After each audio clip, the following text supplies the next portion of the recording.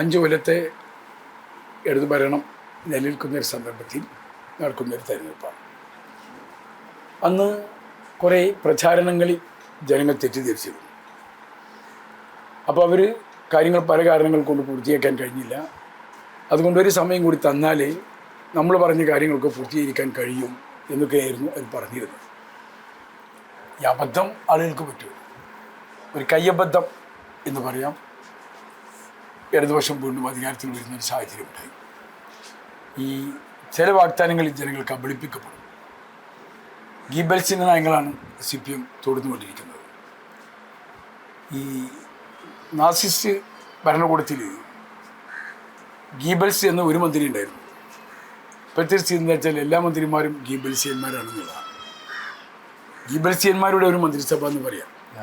എല്ലാവരും കളവ് പ്രചരിപ്പിച്ചുകൊണ്ടിരിക്കുകയാണ്, ഇല്ലാത്ത കാര്യങ്ങൾ പറഞ്ഞുകൊണ്ടിരിക്കുകയാണ്. പഴയ കാലങ്ങളിലെ നേട്ടങ്ങളൊക്കെ ഞങ്ങളിതാന്ന് പറയുകയാണ്, ഒരു ലജ്ജയില്ലാതെ.